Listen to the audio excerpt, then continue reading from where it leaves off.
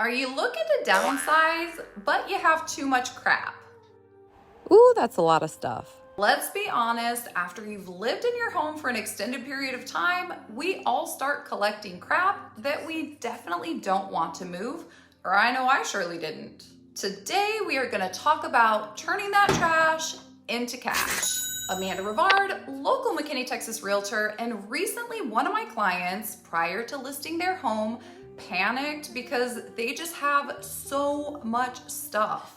Number one, it doesn't look great in photography or during showings, and you want your home looking as minimal as possible. And number two, really, if it's nothing that you care about extensively, you very likely don't want to have to move it. Moving sucks already. It is the worst part of the process, in my opinion. I wanted to share with you what you can do if you need to get rid of lots of stuff prior to listing your home or prior to moving in general. This also happens a lot in real estate and divorce situations or in trust situations where a family member has passed away. Today, we are going to talk about estate sales and also how much you can anticipate being charged to have one. So stay tuned. Realtors usually have an estate sale or several estate sale companies that they work with. And boy, do these folks earn their money.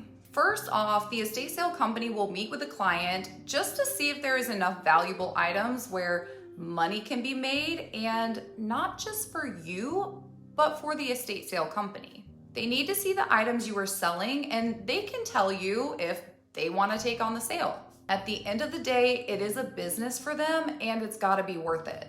If not, you have other options, of course, but if they can do the sale, then the planning begins. First is the organizing of the sale. Together, you plan the timeline, the event dates, which is usually a 3-day period, with the last day being like the half price day, since they're trying to get rid of as many items as possible by the end of the sale. The staff sets up tables around the house and can spend weeks pricing the items and turning your home into a storefront, basically. Advertising, of course, is a huge part of an estate sale. Many times you'll see the estate sale signs on the corner, but oftentimes there's an online estate sale site also.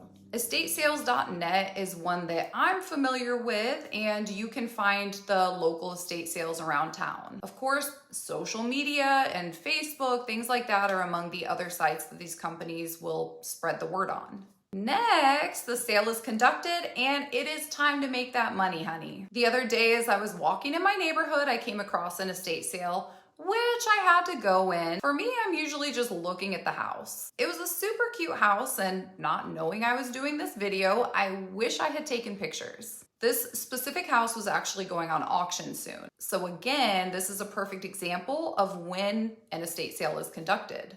Honestly though, it's amazing how organized these estate sales are. The staff always amazes me with how neat and organized everything is, all with price tags. Like I said, there is a ton of work that goes into them, usually weeks and weeks worth. But it really can be invasive if someone is living in the house at the time of an estate sale, so just a heads up on that.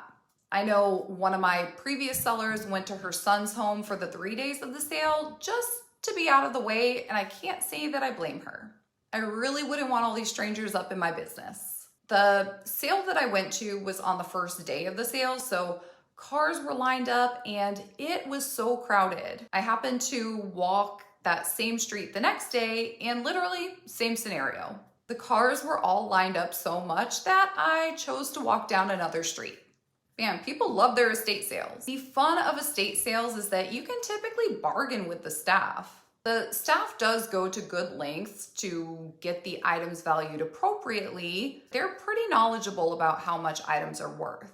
Of course, you have a lot more negotiating power on the last day. That's when negotiations kick in, since the goal at this point is to liquidate the remaining items. That's when you're gonna get a deal.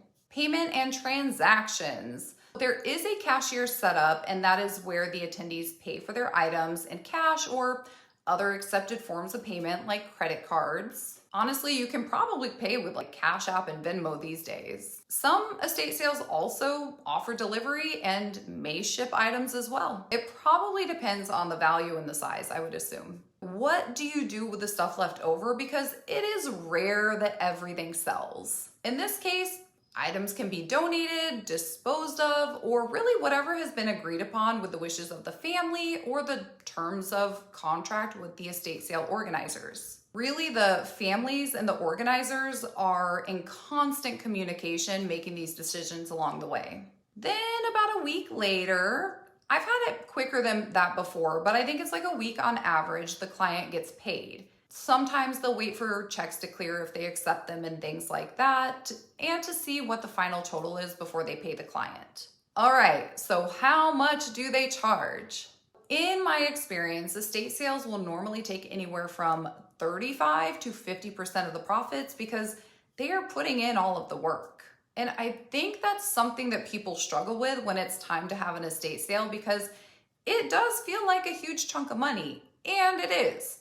Totally understand. The only other option you have that would be significantly cheaper is just to have a garage sale yourself or to sell every item individually on Facebook Marketplace. I think realistically, that is so time consuming, of course, and sometimes your time and your sanity is truly more valuable than making that extra bit of cash. There you have it. If you have a ton of junk you are ready to part with, then your solution could definitely be an estate sale. Thanks for watching, and as always, if you have any real estate related questions, I would be happy to help. All of my contact info is in the description below, so feel free to reach out anytime. And until the next video, y'all take care.